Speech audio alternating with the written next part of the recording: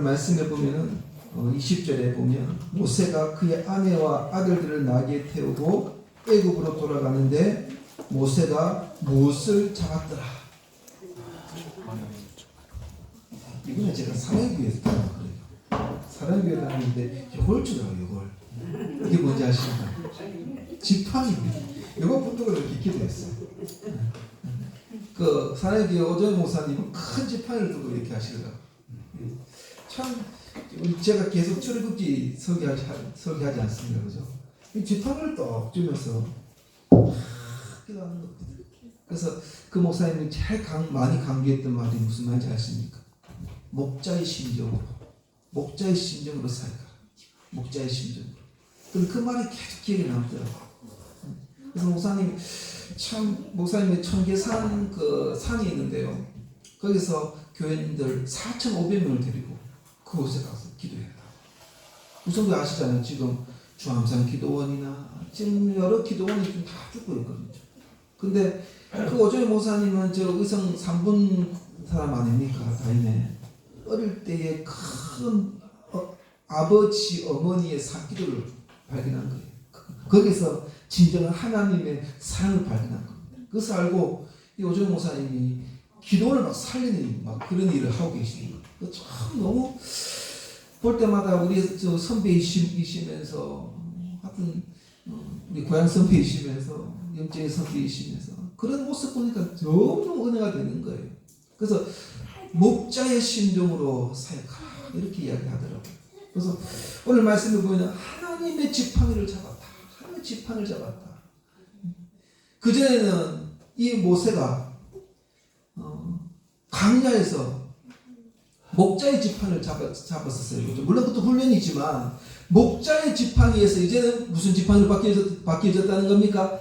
하나님의 지팡이로 바뀌어졌다. 이렇게 이야기합니다. 다시 말하면 이제 모든 관계가 이제 그전까지는 외로운 삶이었어요. 이제는 하나님과의 다른 관계가 맺어지는 겁니다. 그리고 다른 시각을 보게 되는 거예요. 그리고 다른 위치에서 이제 광야 위치에서 이제 하나님께서 인도하는 그 위치로 바뀌어지는 겁니다. 그리고 이제 그전에는 세상의 보람대로 살았지만 이런 다른 보람, 하나님이 주신 사명의 보람으로 이 바뀌어지는 모습. 그리고 보십시오. 그전에는 얼마나 마음이 평안했습니까, 솔직히. 물론 나는 못합니다라고 이야기하지만 그 마음속에는 어떤 마음이 있었습니다. 두 가지 마음이 있었을 것 같아요. 처음에는 물론 하나님 나는 진짜 못한다라고 이야기하지만 때로는 이제 막 좌절이 생기는 마음이 안 있었겠습니까? 다른 성품을 바꾸어 주시는 거예요. 그러면서 이제는 가는 겁니다. 떠나는 겁니다. 이제 출발하는 겁니다. 새롭게 나가는 겁니다. 뭐를 가지고? 하나님의 지팡이를 가지고 나가는 거예요. 그래서 하나님께서 이제 가면서 세 가지를 당부를 합니다. 세 가지. 뭐라고 당부를 하는지 21절에 볼게요. 21절에 보면 첫 번째, 내가 내 손으로 준 이적을 바로 앞에서 뭐해라? 다 행하라. 이렇게 첫 번째 이야기하고 있죠. 두 번째는 그의 마음을 완악하게 한즉 그가 백성을 보내주지 아니한다. 이게 두 번째입니다. 세 번째는 내가 보내주기를 거절하니 내가 내 아들 내 장자를 어떻게 한다는 겁니까? 죽이리라. 이렇게 이야기를 하고 있어요. 자, 성경 들어보십시오. 이 말씀은 우리가 한번 진짜 깊게 통찰력 있게 봐야 됩니다. 그냥 쓱 있어지면 하나님께서 뭐 모세를 통해서 좀 애굽에 가가지고 구해주시겠지. 이걸 뛰어넘는 이야기. 이게 다시 한번 볼게요. 21절의 하반절에 내가 그의 마음을 어떻게 한즉 완악하게 한즉 다시 말하면 강팍하게 한즉 그가 백성을 보내주지 아니한다. 이렇게 이야기합니다. 자, 하나님께서 그냥 보내주시지 않는다는 거예요. 이스라엘 백성들을 그냥 보내주지 않고 몇 가지 재앙으로, 우선도 잘 아시잖아요. 10가지 재앙으로 이스라엘 백성들을 구해낸다 이 말입니다. 다시 말하면.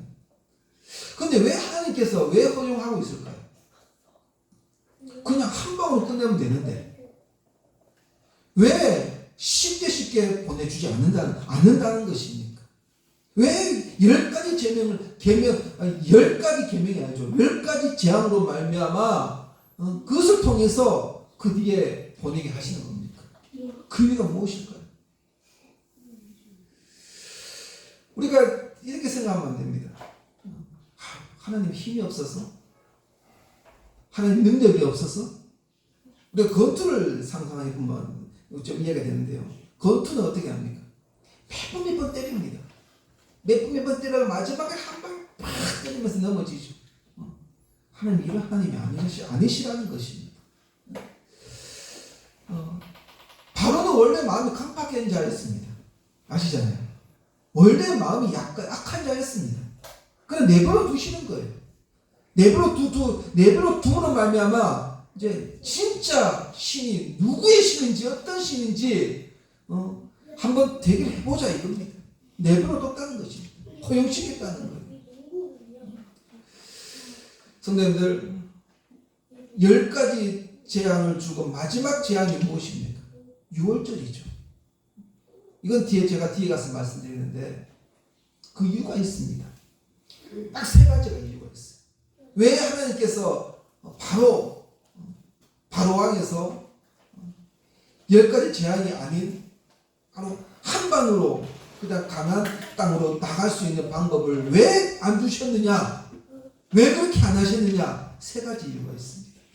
첫 번째 이유는 뭐냐면 바로 사단의 사악성을 드러내기 위해서.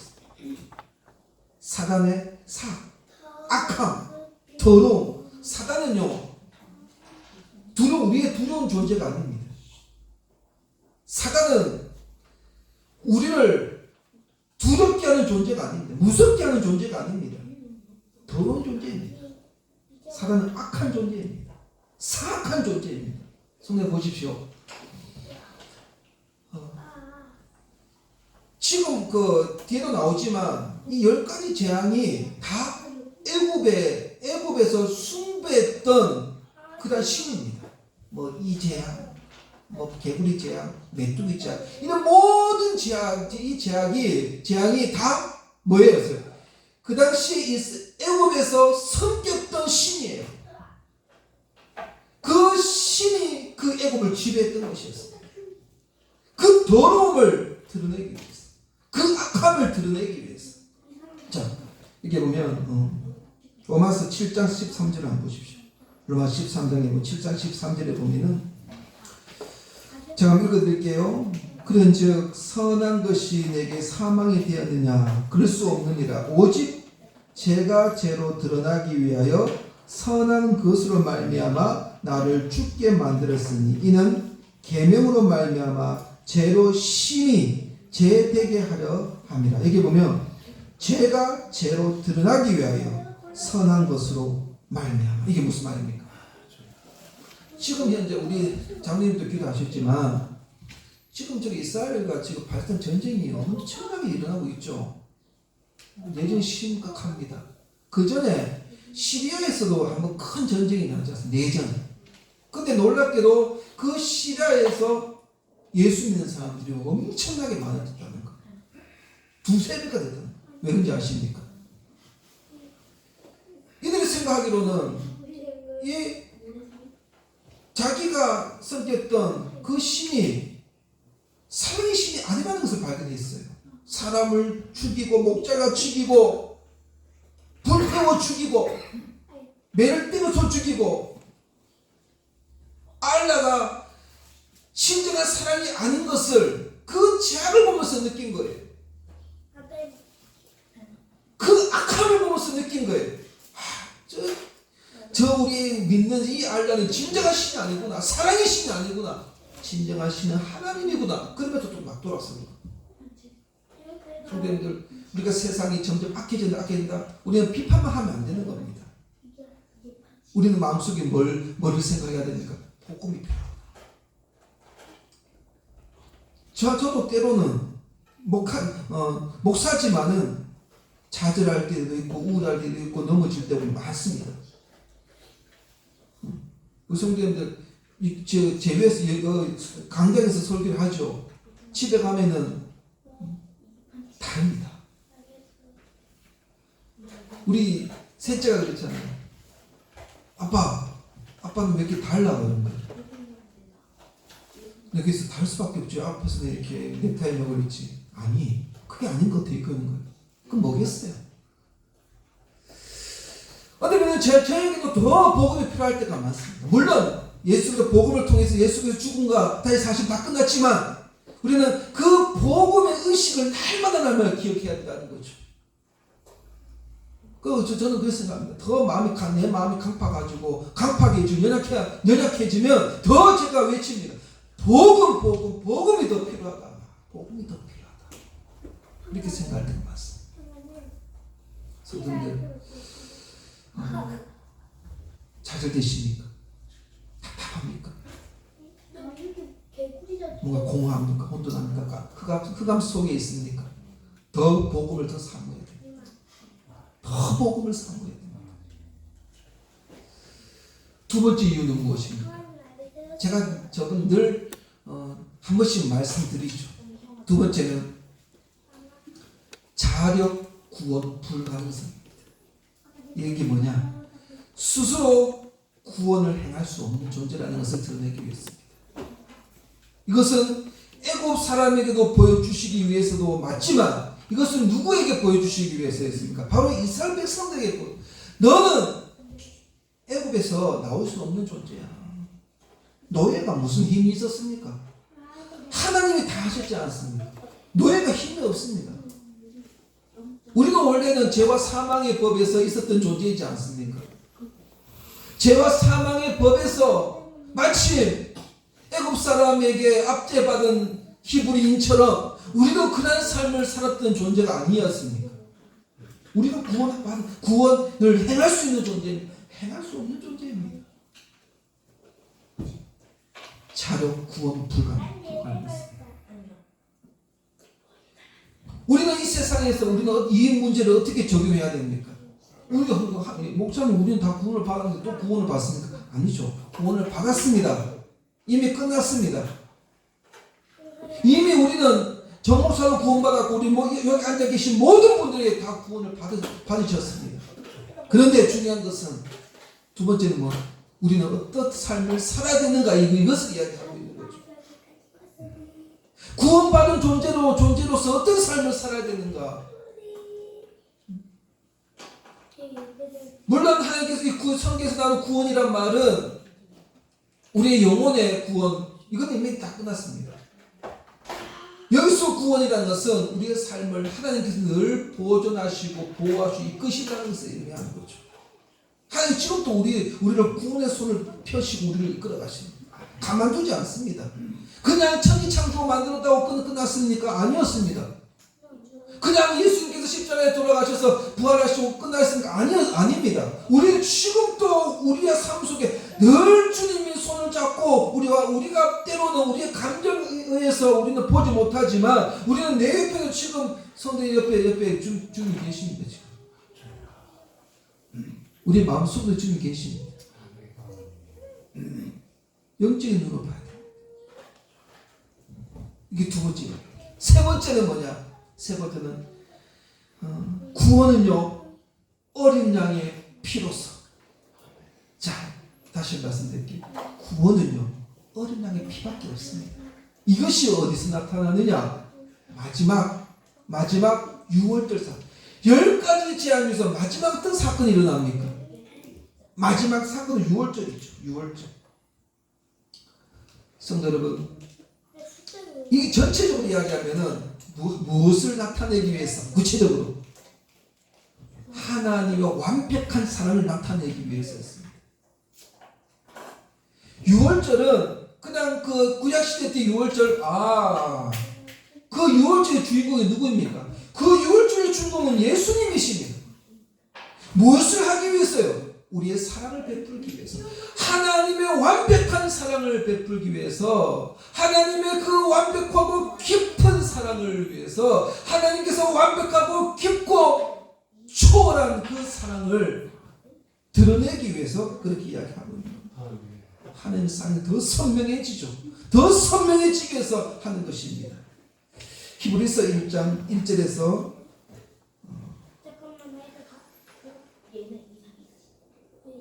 1절 한번 볼까요? 1절에서 2절 한번 볼까요? 우리 묵상 말씀이 있죠. 히브리서 1장 2절 제가 한번 읽어드리겠습니다. 옛적의 선지자들을 통하여 여러 부분과 여러 모양으로 우리 조상들에게 말씀하신 하나님이 2절에 보면 이 모든 날 마지막에는 누구를 통하여? 아들을 통하여 우리에게 말씀하셨으니 이 아들을 만유의 상속자로 세우시고 또 그런 말미암아 모든 세계를 지으셨다. 자, 여기 보면 마지막에 누구를 통해서? 아들을 통하여 이렇게 이야기합니다. 아들을 통하여. 성도님들, 구약에는 율법을 주셨습니다. 율법을 안 되니까 예수님이 주셨다. 아닙니다. 이거는 거짓된 이야기입니다. 자꾸 이단들은 그렇게 이야기하는 거예요. 신천지나 하나님의 교회나 이야기하는 것이 뭔지 압니까?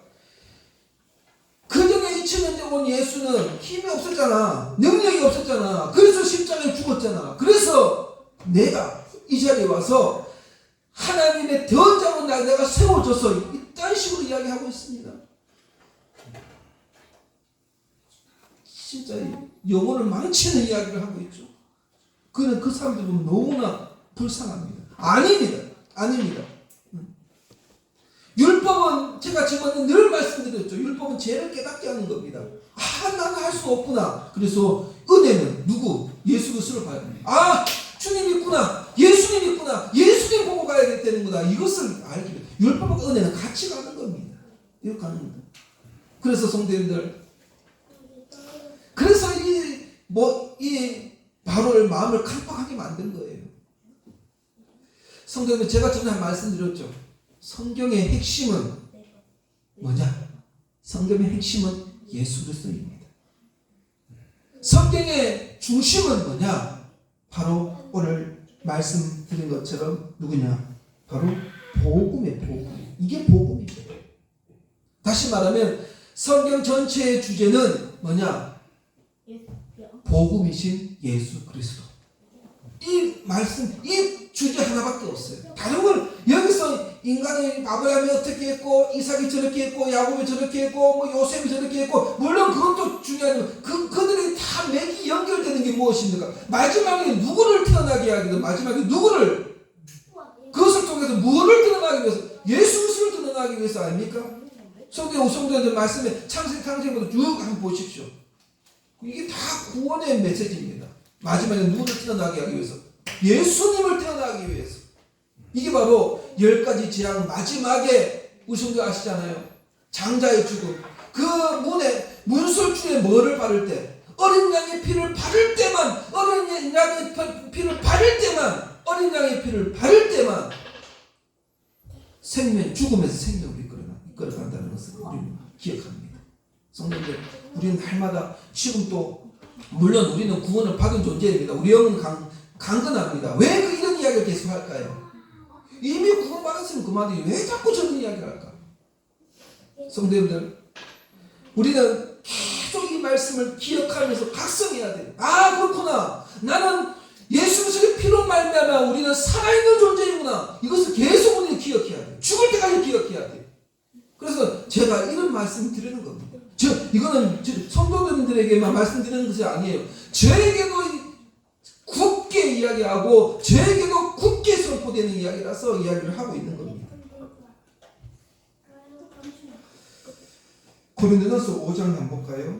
고린도전서 5장에 보면 5장 4절에 7절 한번 보겠습니다. 다음에 읽지 않고 7절 5장 7절 너희 누룩 없는 자인데 새 덩어리가 되기 위하여 묵은 누룩을 내버리라.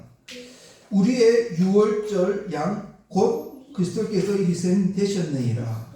이러므로 우리가 명절을 지키되 묵은 누룩으로도 말고 악하고 악의에 찬 누룩으로도 말고 누룩이 없이 오직 어떻게 하는 겁니까? 순전함과 진실함의 떡으로 하자 이렇게 합니다. 여기 성경에 보십시오. 지금 사도 바울도 뭐라고 해석되어 있죠? 6절에 7절에 어린 양 그리스도께서 희생되셨다. 이거는 신약에서 해석되는 겁니다. 구약은 이야기하면 뒤에는 신약은 구약과 신약은 늘 같이 가요. 구약 따로 신약 따로 이렇게 해석하면 안 됩니다. 구약 이야기하는 것이 예언이라면 성취는 바로 신약에서 성취가 되는 거예요. 항상 우리는 그렇게 생각을 해야 됩니다. 바로 6월절 어린 양의 그 피가 누구의 피라는 겁니까? 예수 그리스도의 피다. 이것을 이야기하는 겁니다. 성도님들, 10가지 죄악. 다시 말하면 이런 거죠. 짧게 말씀드리면, 결론적으로 말씀드리면 10가지 재앙 왜 내리셨는가? 왜 그 바로의 마음을 강팍하게 했는가? 바로 사악함을 드러내기 위해, 사랑의 사악함을 드러내기 위해서입니다. 그래서 누가 필요하다? 그래서 예수 그리스도밖에 없다. 이것을 이야기하고 있는 겁니다. 성도님들, 우리가 복음을 붙잡고. 제가 이번에 사랑의 교회를 가는데 그 목사님이 이런 설교를 하셨어요. 이런 설교하시는데 이런 이야기를 드렸습니다. 그 남가주 사랑의 교회 지금 한 5천, 6천 명 사랑의 오 목사님이 개척했던 교회입니다. 한 4천, 5천이 된다고 해요 지금. 남가주는 미국이지 않습니까? 미국인데 어느 날 목사님이 설교를 하기 전에 그 주일학교 여전사님이 막 뛰어오더래요. 주일학교 중동부인가 고등부인가 하여튼 그 전도사님이 뛰어오더래요. 그래서 전도사님, 목사님 큰일 났습니다. 한 아이가 귀신이 들려가지고 지금 다 떨고 있다고. 거품을 내면 떨고 있다고. 그래서 목사님이 갑자기 설교하는데 뛰어갈 수 없잖아요. 그래서 목사님이 지금 내가 좀 있으면 5분 있으면 설교를 해야 되는데 설교가 안 되고, 그래서 참 목사님이 속으로 곤란하더래요. 이게 또 내가 가서 또 이 귀신이 없어져야 되는데 이 귀신이 없어지지 않고 그게 제가 보고 있으면 어떡하, 이런 마음, 두려운 마음도 있었고. 그래서 목사님 그 전사님이 이렇게 이야기했답니다. 전사님, 이야기하기 전에 이렇게 이야기했대요. 그래서 전사님이 막 기도를 했답니다. 막 기도를 했는데 그 귀신이 그렇다. 그 아이의 몸속에 있는 귀신이 이렇게 이야기했다고 합니다. 야, 너는 안 돼! 이렇게 이야기했답니다. 그 귀신이, 그 전사님 보고. 그래서 전사님, 그래서 이제 목사님 뛰어오는 거예요. 목사님, 이 사람이 저는 안 된다고 합니다. 목사님 오셔야 됩니다. 그러면서 목사님이 내가 가서 안 되면 뭐 하고 가면서 강대상 올라가려고 딱 하는데 그 전사님 다시 내려가 전사님이 이렇게 이야기해요. 전사님은 안 되지만 그 속에 역사하시는 하나님의 능력을 믿고 하면 됩니다. 그 말하면 선포하였어. 그러면서 가서 이야기했다고 합니다. 그래서 목사님이 다 설교를 끝나고 막 고민되는 거예요. 가봐야 되나 말아야 되나. 가가지고 또 내가 기도하면 안 되면 말고 이런 두려운 마음이 있었답니다. 인간의 마음 다 그런 마음이죠. 가니까 그 말 한마디에 애가 다시 일어났다는 거예요. 제가 이 말씀 드린 이유가 무엇입니까? 성도 여러분, 지금 우리가 세상 속에서 얼마나 우리는 가만두지 않습니다. 그 사악성으로 우리를 계속 두렵게 만들고 염려하게 만들고 걱정하게 만들고 좌절하게 만들고 엎드려지게 만드는 이런 우리가 삶 속에서 우리는 누구를 붙잡아야 됩니까? 하나님의 지팡이를 붙들고 나아갑시다. 하나님의 능력을 붙잡으면서 나아갑시다. 하나님께 소망을 두고 나아갑시다. 이거밖에 없는 것 같아요. 죽어도 주를 위해서 살고 살아도 주를 위해서 살고 그 바울의 절절함이 우리에게도 그러한 마음이 있었으면 좋겠습니다. 성도님들, 한 주간 살아갈 때에 나중에 우리 다 이걸 어디 구매할 수 없나 싶어요. 우리 성경 하나 다 드리는 거. 성도님들, 하나님의 지팡이를 들고 갑시다. 하나님의 지팡이를 갑시다. 하나님의 지팡이를 붙들어간 우리 간독교성은 다 되시기를 간절히 원합니다. 기도하겠습니다.